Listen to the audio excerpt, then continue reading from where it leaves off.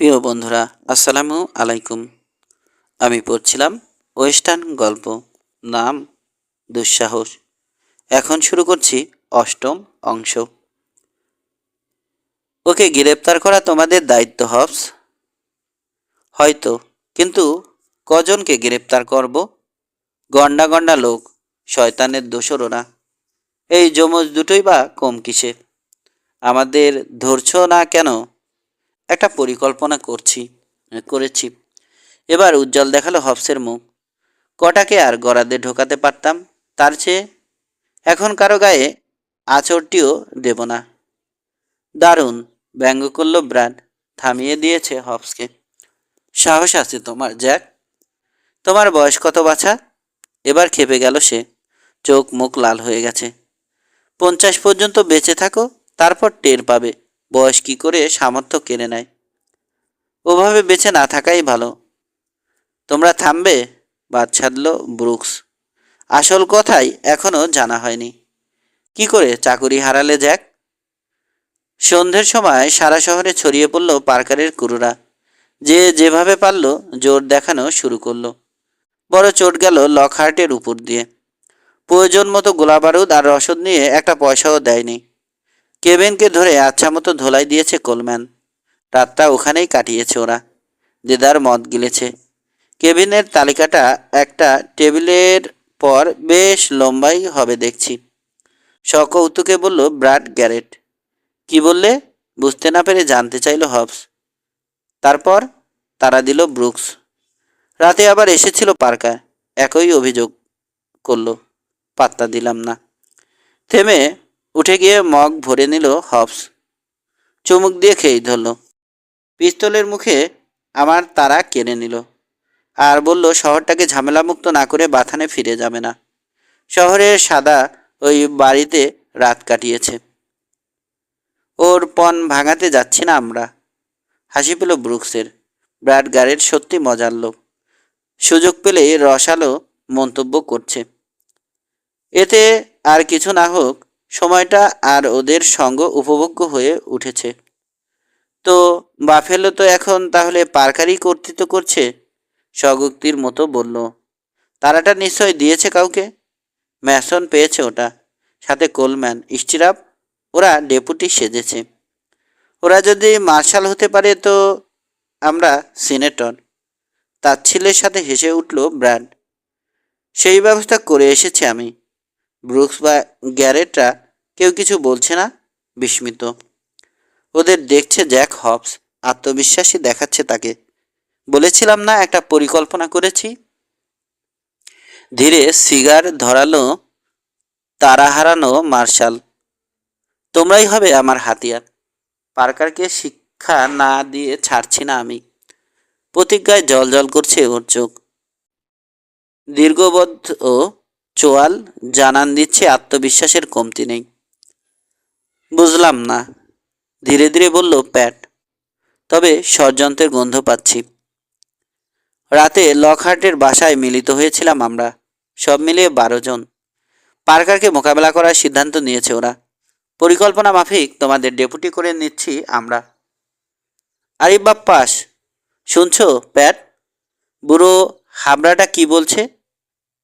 তারার শোকে মাথা খারাপ হয়ে গেছে ওর। ওটা উদ্ধার করবে আমাদের রূপালী তারা পরিয়ে। ভাবো একবার, গ্যারেটরা কোনো শহরে আইনের প্রতিনিধিত্ব করছে। আমাকে এটাও দেখতে হবে। লোকজন তো হেসেই খুন হয়ে যাবে। নিজেই হাসতে শুরু করলো ব্র্যাড। হাসির দমকে তার ছোটোখাটো শরীর কাঁপছে। ওদিকে বোকার মতো ওর দিকে তাকিয়ে আছে জ্যাক হবস। কোনো সন্দেহ নেই, গ্যারেটদের জন্যে ব্যাপারটা রোমাঞ্চকর। পশ্চিমে ওদের পরিচয় লড়াকু লোক ও আউটল হিসেবে। সারা জীবন ছুটতে হয়েছে আইনের লোকের সামনে। উল্টোটা তাই ওদের কাছে হাস্যকর। ওরা নিজেরাও তা উপলব্ধি করে। কিন্তু পশ্চিমে এ ধরনের ঘটনা হরহামেশা ঘটছে। এমন অনেক লোক আছে একটা শহরকে ঝামেলামুক্ত করা বা কোথাও আইনের কর্তৃত্ব করার পর দেখা গেছে সে আউটল ছাড়া আর কিছু নয়। বৈরী এ দেশটিতে পরিস্থিতি সব কিছুর নিয়ামক। তাই বিলি দ্য কিড, ইয়েট আর্ফ বা বো মাস্টাং এদের অনেককে দেখা গেছে আইনের কঠোর প্রতিনিধি হিসেবে। বলা বাহুল্য, বেশিরভাগ ক্ষেত্রে তারা সফল হয়েছে, আবার উল্টোটাও ঘটেছে।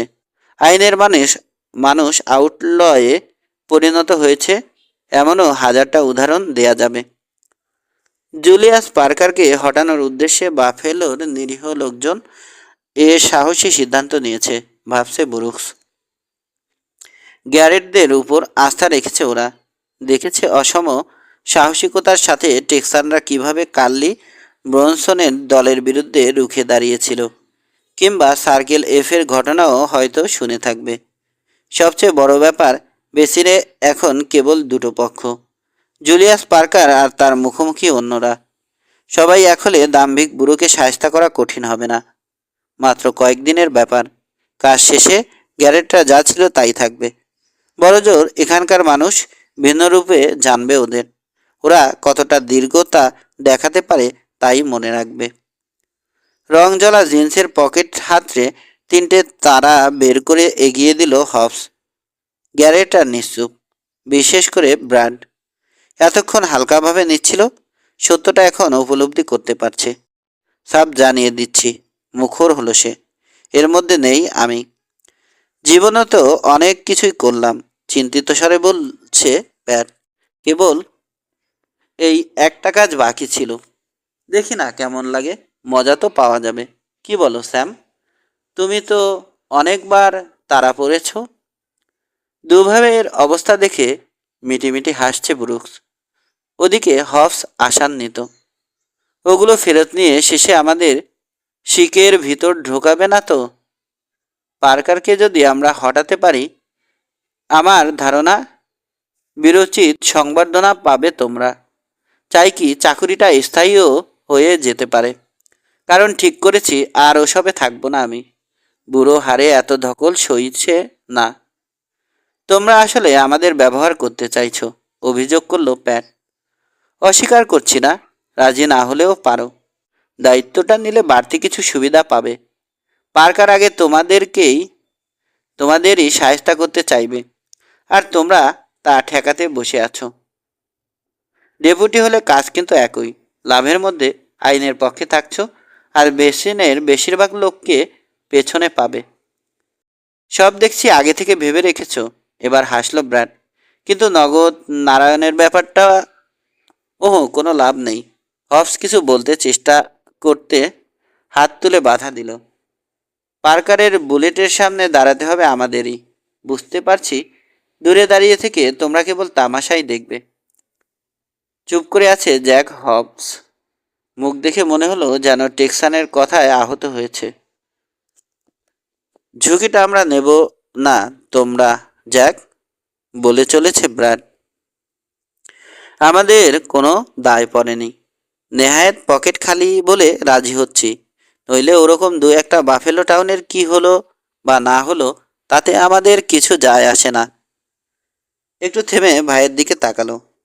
মাথা পিছু $200, একেবারে সস্তায়। আর হ্যাঁ, রিওয়ার্ডের সব টাকা।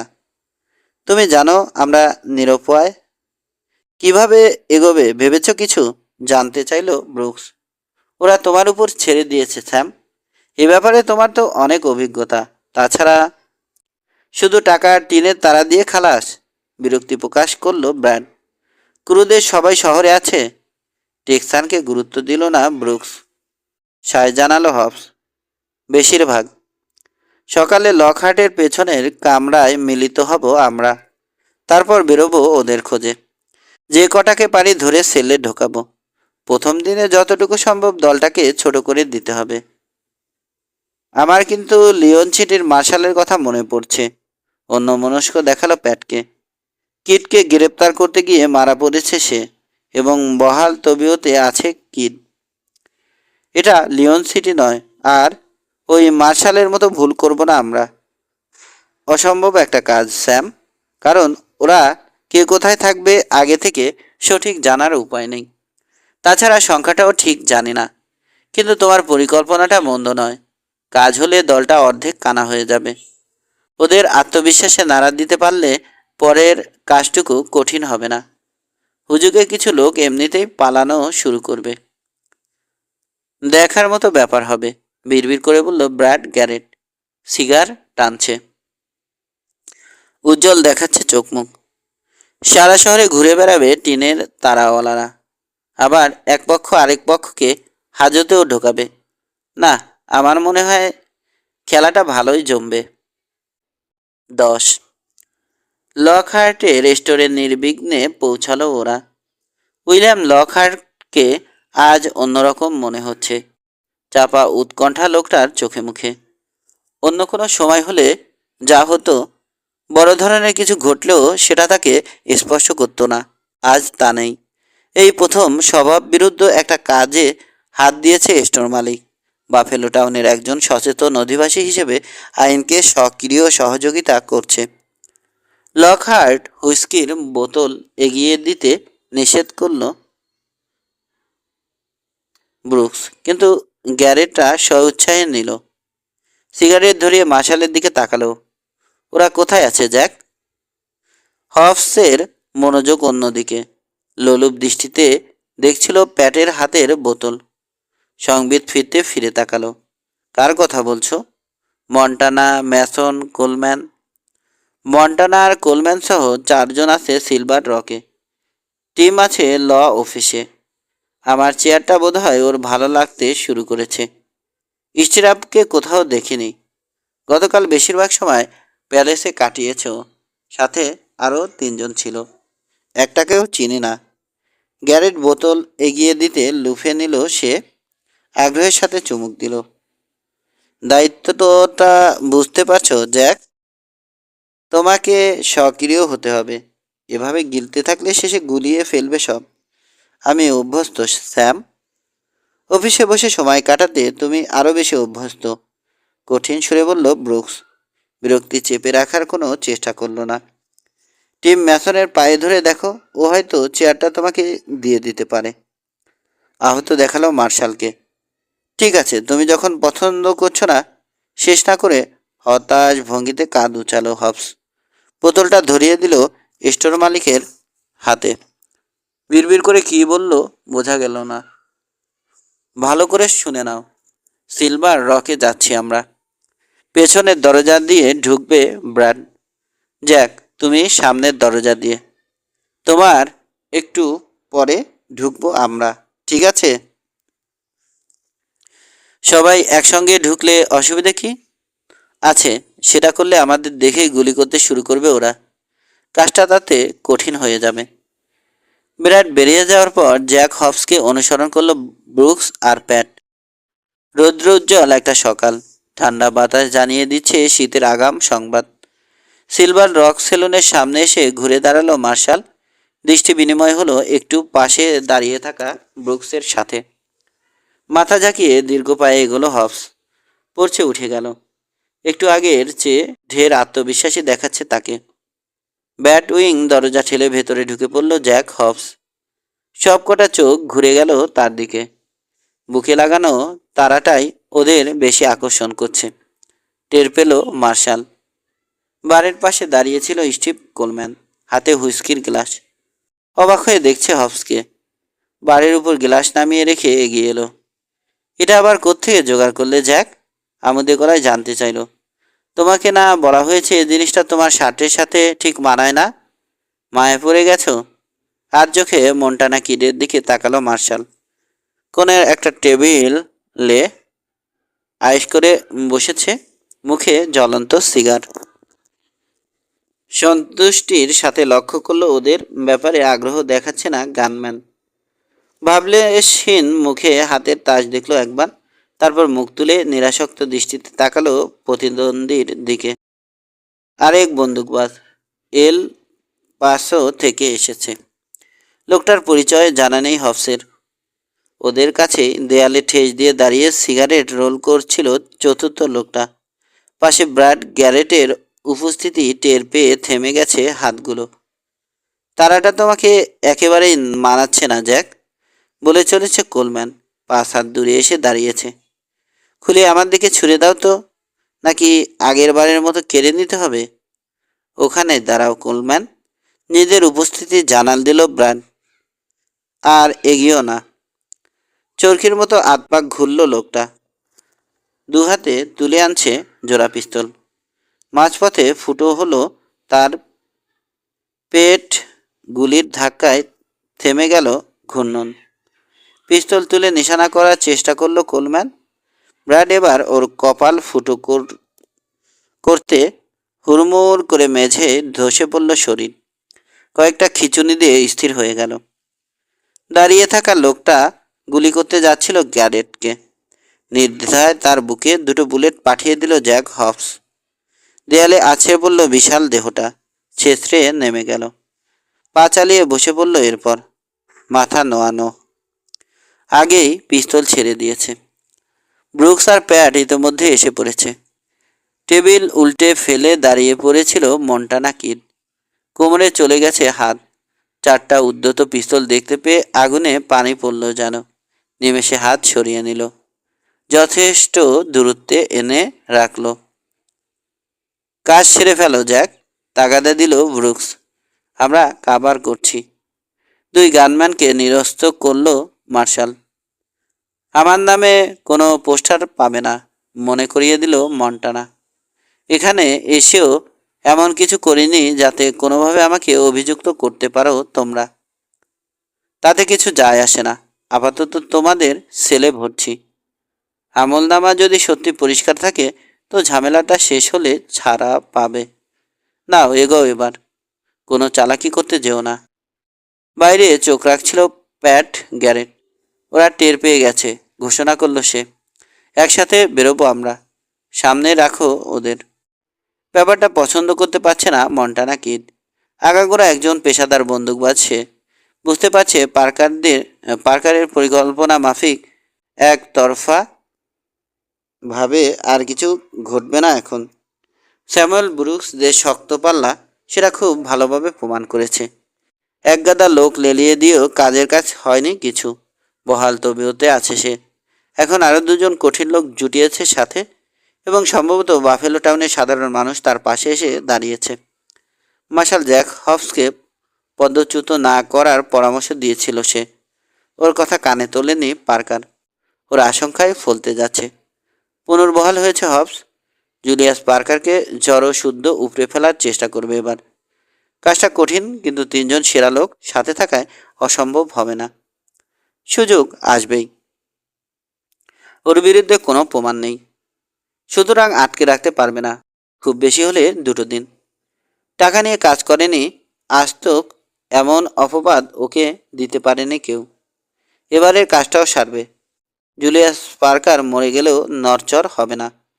আপাতত ধৈর্য ধরতে হবে, কারণ ওরাই আছে চালকের আসনে। যে কোনো মুহূর্তে ছকটা পাল্টে যেতে পারে। টম লোগানকে পাশে নিয়ে এগোচ্ছে কিড। লোকজন কৌতূহলী হয়ে দেখছে। প্যালেসের সামনে কাউকে দেখা যাচ্ছে না।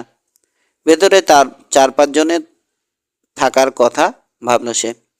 ওরা বেরিয়ে এলেও কিছু করতে পারবে না, বরং মন্টানা আর লোগানি এলোপাথারি গুলির মুখে পড়বে। ফুটপাত ধরে এগোচ্ছে গ্যারেটরা। রাস্তার দুপাশে দুভাই। মাঝ রাস্তায় 2 আসামির পেছনে মার্শাল ও ব্রুকস।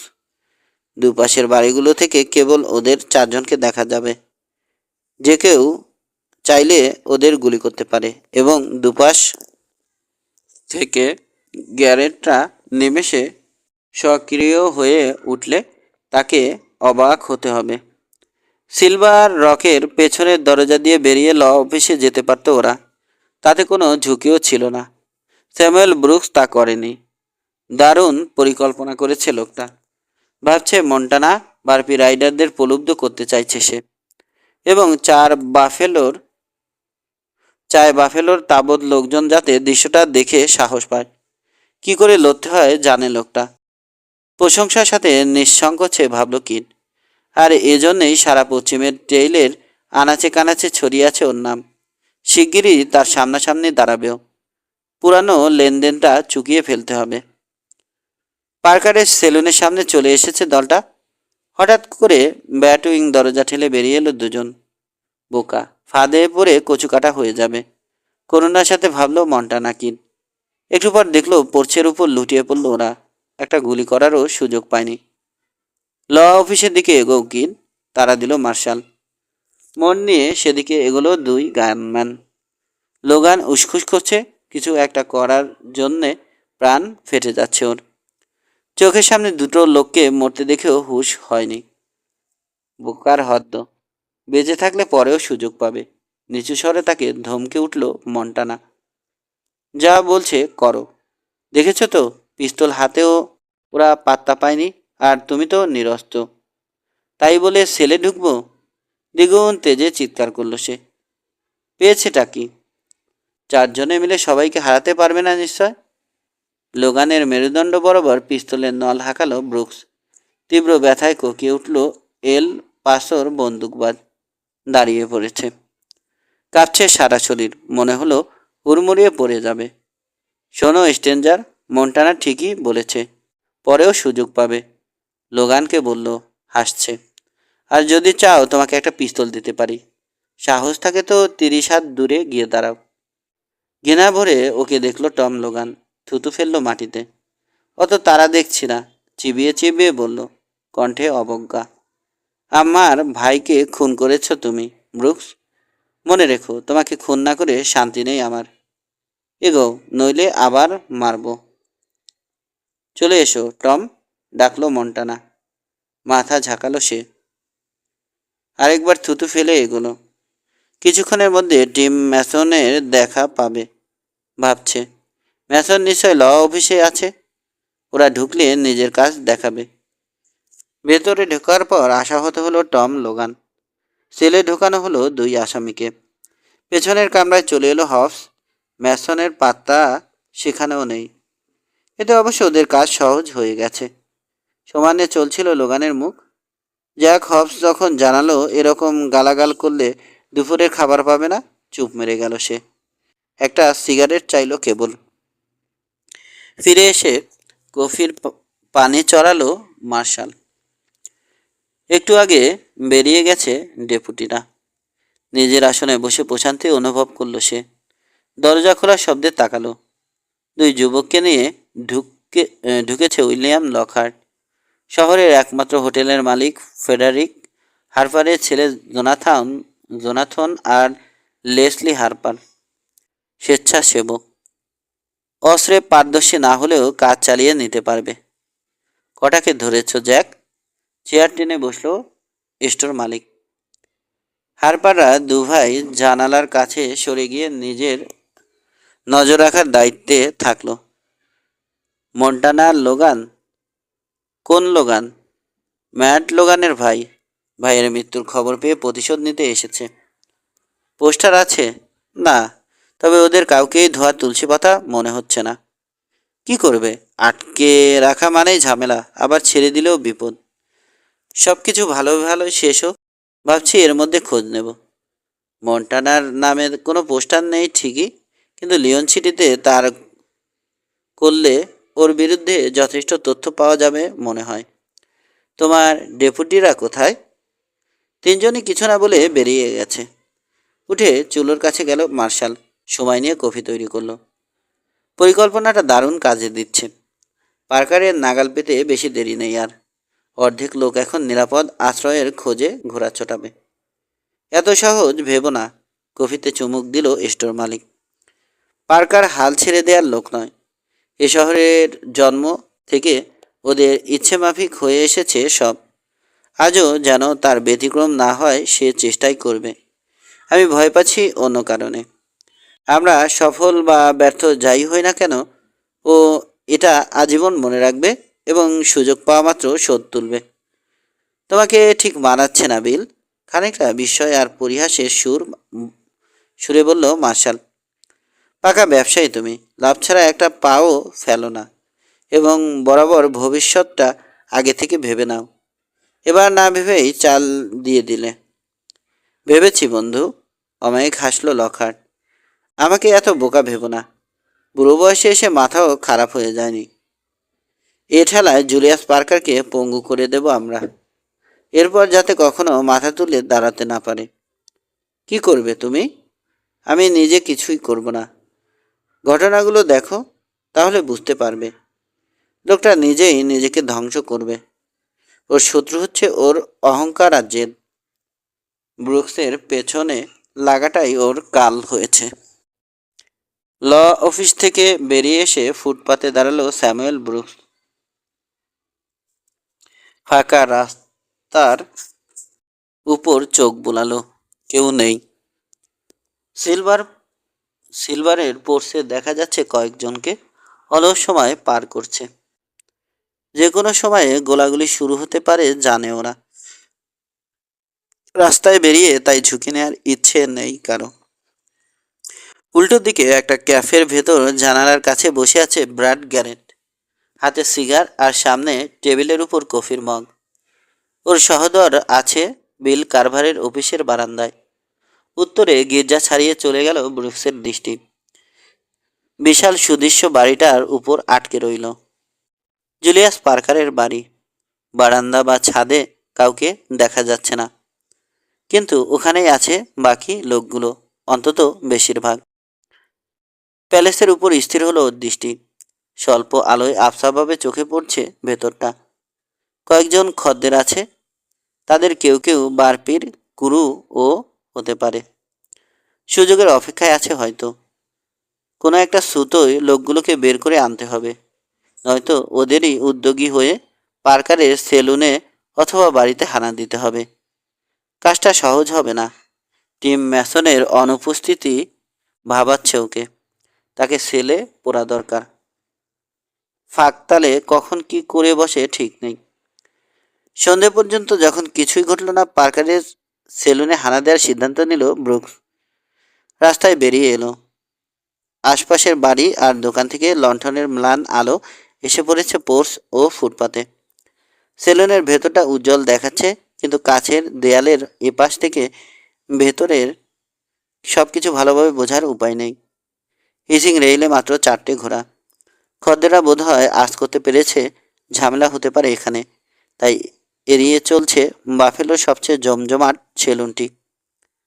রাস্তা পেরোনোর সময় ঠান্ডা বাতাস লাগলো গায়ে। এবার শীত বোধ হয় আগে ভাগে এসে পড়বে, ভাবল ব্রুকস। বাথানে অনেক কাজ পড়ে আছে। শীত জাঁকিয়ে বসার আগেই ওগুলো শেষ করতে হবে। বেগার খাটুনি যাবে কয়েকটা দিন, তবে সবার আগে এ ঝামেলাটা শেষ করতে হবে। পড়ছে উঠে এলো। সেলুনের ভেতর কোনো হইহল্লা নেই। ব্যাট উইং দরজা ঠেলে ঢুকে পড়ল। যে কয়েকজন খদ্দের ছিল অলস আলাপ থামিয়ে দেখলো ওকে। ন্যাকড়া দিয়ে একটা বোতল মুছছিল বারটেন্ডার ডাস্টি ফগ। থেমে গেল হাত, চোখে বিস্ময়। লোকগুলোকে খুঁটিয়ে দেখলো ব্রুকস। দুজন লেজি এস, তিনজন বক্স বীর, নিরীহ পাঞ্চার। বারের পাশে দাঁড়ানো লোকটার উপর থমকে গেল ওর দৃষ্টি। আয়েশ করে হেলান দিয়ে দাঁড়িয়ে আছে, তবে সতর্ক একটা ভাব আছে। রোদে পোড়া কঠিন মুখ, সমর্থ মজবুত শরীর। কাউকে খুঁজছ নাকি ব্রুকস? শান্ত স্বরে জানতে চাইলেও শীতল ভাবটুকু গোপন থাকলো না। ব্রনসন, স্টিরাপ বা অন্য কেউ, যারা তোমার মতোই পার্কারের দলে নাম লিখেছে। একটা ফাঁদ স্পষ্ট অনুভব করছে ব্রুকস। পুচকে টাউটগুলোকে খুঁজছ দেখছি। হাসালে আমাকে ব্রুকস। হাসির ছিটে ফোঁটা নেই তার মুখে। নাম কিনছ তাহলে? তবে স্বীকার করতেই হবে, ওদের মধ্যে আতঙ্ক ছড়িয়ে দিতে পেরেছ। পার্কারের কোলে গিয়ে ঠাঁই নিয়েছে সবাই। পুরুষ মানুষের মুরদ কারো নেই। চাপা দম্ভ প্রকাশ পেল তার কণ্ঠে। বোধহয় একটু আগে বেশি টেনে ফেলেছ। 2 ঢোক গিলেছি কেবল। সেই দুপুর থেকে তোমার অপেক্ষায় আছি। বেরিয়ে গিয়ে ডাকলেই পারতে। চাইনি ভয় পেয়ে তুমি আবার পালিয়ে যাও। বাড়ির কাছে এসে দাঁড়ালো ব্রুকস। সতর্ক দৃষ্টিতে মাপছে লোকটির প্রতিটি নড়াচড়া। আত্মবিশ্বাসের কম লোকটির প্রতিটি নড়াচড়া আত্মবিশ্বাসের কমতি নেই। দেহের পাশে শিথিলভাবে পড়ে আছে হাতগুলো। লম্বা আঙুল উড়ুতে বাঁধা হোলেসটা থেকে পিস্তল জোড়া যে কোনো মুহূর্তে তুলে নিতে পারে। নিঃসন্দেহে কঠিন লোক। চিঠি হাতড়েও চিনতে পারল না ও। অবশ্য সব ফার্স্ট গানকে চেনার আগ্রহ ওর কোনোদিনই ছিল না। নিজেকে রক্ষা করার জন্য পিস্তল ব্যবহার করেও, দাম কেনার জন্যে নয়। বিশাল এ দেশে বেশিরভাগ ক্ষেত্রে পিস্তলই আইন এবং নিরাপত্তার অবলম্বন। সুতরাং ওটার ব্যবহার যে যত ভালো জানবে সে তত বেশি দিন বাঁচবে। সেজন্য সবার চেষ্টা থাকে পিস্তলে কি করে দ্রুত লক্ষ্যভেদী হওয়া যায়। ব্রুকস নিশ্চিত এখানে একটা কিন্তু আছে। এত আত্মবিশ্বাসী হলে লোকটা নিজেই ওকে খুঁজে নিতে পারত।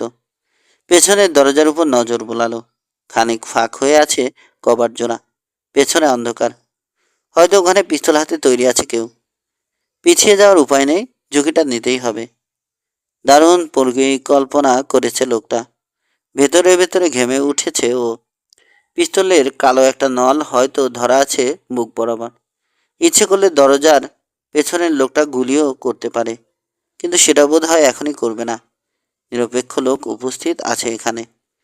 অস্বস্তি বোধ করলেও আচরণে তা প্রকাশ পেতে দিল না ব্রুকস।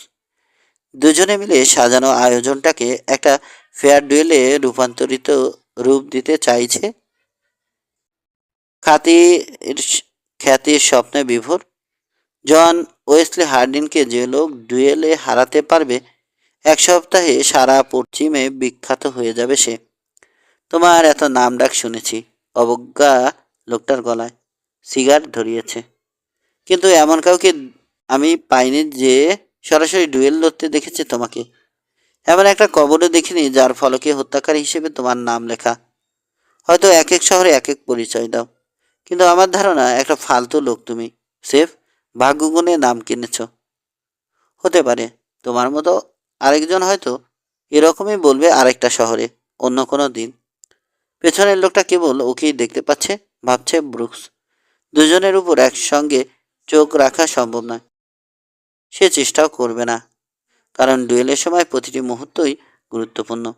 এক লহমায় সব কিছুর কিনারা হয়ে যেতে পারে। অচেনা এ বন্দুকবাজ একটা সংকেত দেবে, খুব সম্ভব নিজে যখন পিস্তলের দিকে হাত বাড়াবে, এবং নিশ্চিতভাবে ওর আগেই ড্র করবে। সংকেত শোনা মাত্র গুলি করবে অন্যজন। সিগন্যালটা কি হবে বোঝা যাচ্ছে না, তবে এতটুকু পরিষ্কার কিছু একটা বলবে সে। তোমার জন্য দুঃখ হচ্ছে ব্রুকস। প্রায় শেষ হয়ে যাওয়া সিগার মেঝেতে ফেলল সে। বুট দিয়ে মারানোর সময় সিধে হলো। টান টান হয়ে গেছে শরীর। ক্ষিপ্ত বেগে পিস্তলগুলো তুলে আনার জন্যে হোলস্টারের কাছে চলে গিয়েছে হাত। এত কাছে যে প্রায় বাট ছুঁয়েছে। মুহূর্তটা উপস্থিত, যে কোনো সময়ে ড্র করবে সে। যাকগে, মরার আগে আমার নামটা শুনে নাও। হাসলো বন্দুকবাজ। তাচ্ছিলের ভঙ্গিতে বেঁকে গেল ঠোঁটের কোণ। নইলে মরেও শান্তি পাবে না যে কার হাতে মারা পড়লে। গলার স্বরে আকস্মিক পরিবর্তন আর প্রসঙ্গটা বাতলে দিল সব কিছু। নিজের নাম উচ্চারণ করার সাথে সাথে ড্র করবে আগন্তুক। চোখ তুলে তার শীতল চোখের দিকে তাকালো ব্রুকস। প্রচণ্ড আত্মবিশ্বাসী দেখাচ্ছে বন্দুকবাজকে, এবং উল্লসিত। বলে যাও, ধীরে ধীরে বলল।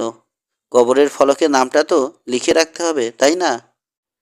মুহূর্তের জন্য থমকে গেল লোকটা। বোধহয় খানিক অস্বস্তি হলো প্রতিপক্ষের দীর্ঘতা লক্ষ্য করে। লম্বা করে শ্বাস টানতে নাকের পাটা ফুলে উঠল। তুমি রব কোহেনের সামনে দাঁড়িয়ে আছো, হার্ডিন। নিচু স্বরে কথাগুলো বলল সে। বিদ্যুৎ বেগে সবল মেরেছে হোলেস্টারে। চোখের নিমেষে খাপমুক্ত হলো পিস্তল জোড়া। কোমরের কাছ থেকে গুলি করল। একসাথে দুটো গুলি করেছে ব্রুকস। শব্দ শুনে মনে হলো একটাই। ইঞ্চিখানেক ফাঁক হয়েছিল দরজার কভার দুটো। সেই ফাঁক দিয়ে পাঠালো প্রথম বুলেট। নরম কিছুতে গুলি বেঁধার ভোঁতা শব্দ হলো প্রথমে, তারপর ক্ষীণ কাতরধ্বনি। সবশেষে দরজার উপর সশব্দে ভারী কিছু হুমড়ি খেয়ে পড়ার আওয়াজ। কভার জোড়া লেগে গেল। ঠিক সময়ে গুলি করেছিল লোকটা, কিন্তু সামনের দিকে ঝুঁকে পড়েছিল ব্রুকস। ডুয়েলের সময় বরাবর যা করে সেটাই ওকে বাঁচিয়ে দিয়েছে। ওর হ্যাট তুলে নিয়ে চলে গেছে বুলেট। এর পরপরই ঝাঁপ দিয়েছে পাশে। মাঝপথে গুলি করল রব কোহেনকে, দুটো পিস্তল থেকে একসঙ্গে। বাড়ির উপর ছিটকে পড়ল সে। শেষ চেষ্টায় ট্রিগার টিপেছিল। ছাদ ফুটো করল কেবল। শুয়ে থেকে শেষ বুলেটটা পাঠালো ব্রুকস। রব কোহেনের কপালে টিপ পরিয়ে দিল। ধীরে উঠে দাঁড়ালো। দেখছে কোহেনকে। চরম বিস্ময় লেগে আছে বন্দুকবাজের চোখে। মেঝেতে পড়ার সময় ঘাড় থেকে শরীরের নিচের অংশ বিশ্রীভাবে বেঁকে গেছে। মৃত্যুটা এমনিতেই হতো, শেষ গুলিটা অযথা খরচ হলো। বন্ধ দরজার দিকে তাকালো। যদিও ওদিক থেকে বিপদের আশঙ্কা নেই। জলদি দরজাটা খোলো ডাস্টি, শীতল কণ্ঠে আদেশ করলো বারকিপকে। ছুটল ডাস্টি ফগ। দরজা ঠেলে দিতে গড়িয়ে পড়ল শরীরটা। আবছা আলোয় লোকটাকে দেখল ব্রুকস, অচেনা। রব কোহেনের কোনো দোস্ত বা সাঙ্গাত হবে বোধ হয়। পিস্তলের টোটা ভরার সময় বারকিপারের দিকে ফিরল। আর একটা মুহূর্ত নয় ডাস্টি, এখনই বাফেলো টাউন ছাড়ছ তুমি। আমার দোষ কি মিস্টার ব্রুকস? পিস্তলের নল চালালো। আর্তনাদ করে দুহাতে নাক চেপে ধরল ডাস্টি। রক্ত ঝরতে শুরু করেছে। জঘন্য একটা লোক তুমি। পার্কারের কোনো চামচা এ শহরে থাকতে পারবে না। আমার পরিবার ওরা, সন্তুষ্ট গলায় বলার চেষ্টা করলো বারকিপ, কিন্তু তাকে থামিয়ে দিল ব্রুকস। দেরি করলে ওদের দেখা কোনোদিনই পাবে না। যাচ্ছি মিস্টার ব্রুকস, যন্ত্রণাকাতর কণ্ঠে বলল সে। নাক থেকে সরিয়ে চোখের সামনে তুলে দেখল রক্তাক্ত হাত।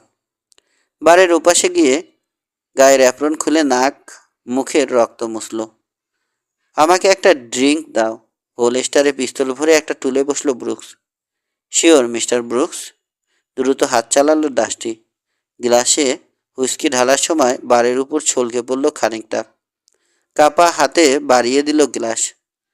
সেলুনে ঢুকলো ব্র্যাড গ্যারেট, হাতে খোলা পিস্তল। ভেতরের পরিস্থিতির উপর নজর বুলিয়ে হোলস্টারে অস্ত্র ফেরত পাঠালো। এগিয়ে এসে পাশে বসলো টেক্সান। ওহে ফগের বাচ্চা, আমাকেও এক গ্লাস দাও। হবসের ছাইপাশ খেয়ে কি আর তেষ্টা মেটে? ব্রুকসের দিকে ফিরল এবার। সাজানো একটা নাটকের গন্ধ পাচ্ছি যেন। তুমি বাপু সবটা একাই মেরে দিলে। একা থাকাই ভালো হয়েছে। হুইস্কিতে চুমুক দিল ব্রুকস। তোমরা সাথে থাকলে ঢোকার পরপরই গুলি করতো ওরা। অনুভব করছে তরল আগুন ওর উত্তেজিত চাউগুলোকে বশে আনছে। ডাস্টি ফগের দিকে তাকালো। তা হতাশায় ম্লান দেখাচ্ছে বারকিপকে। তার প্রতি আচরণটা রুড হয়ে গেছে। ভাবল ও, এমন একটা মুহূর্ত এই মাত্র পেরিয়ে এসেছে যা ওকে আগ্রাসী হতে বাধ্য করেছিল। সাজানো নাটকের অসহায় শিকার ছিল। পিছিয়ে যাওয়ার উপায় ছিল না। বাধ্য হয়ে ওদের খেলায় যোগ দিতে হয়েছে। ব্যর্থতার আশঙ্কা ছিল এবং তা পেরিয়ে এসেও ওর উৎকণ্ঠা কাটেনি। হুট করে এখানে ঢোকার সিদ্ধান্ত নেওয়ার জন্য বিরক্তি বোধ করছিল। সব মিলিয়ে নিজের উপর ওর নিয়ন্ত্রণ ছিল কমই। ডাস্টি ফগ হয়তো এই ষড়যন্ত্রের সহযোগী নয়। সেরকম হলে সত্যি বড় রকমের ভুল করে ফেলেছে। বড্ড ঝুঁকি নিয়েছিলে, মৃদুস্বরে মন্তব্য করল ব্র্যাড। উপায় নেই, ওরা দলে ভারী। সংখ্যাটা কমাতে হলে কিছু ঝুঁকি তো নিতেই হবে। ভাবছি পার্কার কবে ঢাল তলোয়ারবিহীন হবে। খুব শিগগির। ব্যাটার আবার ধৈর্য কম। এখনো আমাদের চেয়ে কয়েক গুণ বেশি আছে ওরা। হবসের মেহমানখানায় আরও কয়েকটাকে ঢোকাতে পারলে অবশ্য মন্দ হতো না। কয়েকজন তো সটকে পড়তই। আমি সেরকম ভাবছি না। বুঝলে স্যাম, তারাটা আমার কাছে ভালোই লাগছে। বুকের ব্যাজের দিকে ইঙ্গিত করল ব্র্যাড। ব্র্যাড, একেবারে মন্দ নয়। ভাবছি যতদিন আমি পারি ডেপুটি থেকে যাব কি না। তোমার বাথানে গাধার খাটুনির চেয়ে ডেপুটির কাজটা অনেক আরামের, তাই না? তা ঠিক, তবে সমস্যা আছে। প্রায় বেয়ারা কিছু বুলেটকে সামাল দিতে হবে।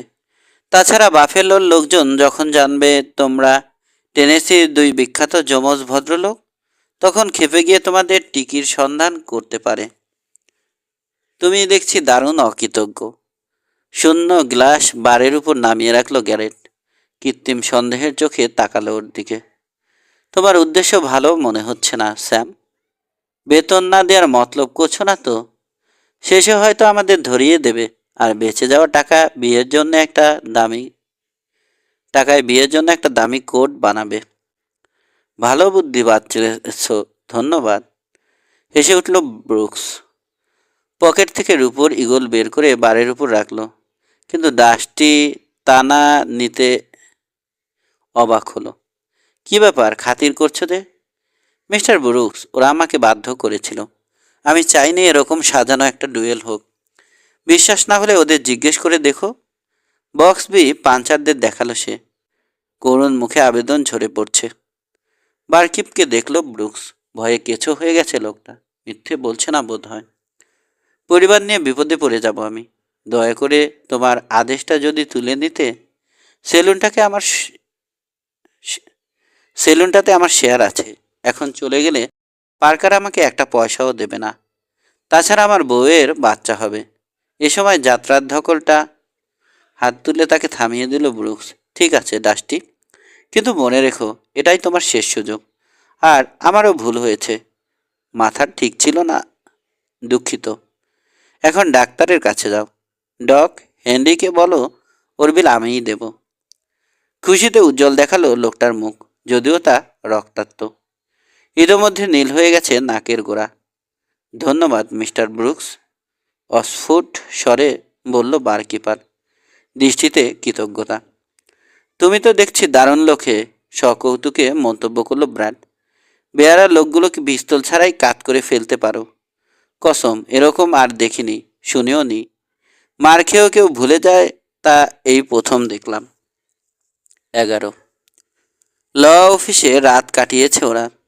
আশঙ্কা করেছিল পার্কারের লোকেরা হয়তো মন্টানা কিড আর টম লোগানকে বের করে নিয়ে যেতে চাইবে, তাই রাত জেগে পাহারা দিয়েছে। তেমন কিছু অবশ্য ঘটেনি। শেষ পালা ছিল ব্রুকসের। কাজ না থাকলে যা হয়, নানান চিন্তায় সময়টা কাটিয়েছ। গত কয়েকদিনের ঘটনাগুলো ভেবেছে, ওই জন্যে মিশ্র অনুভূতির।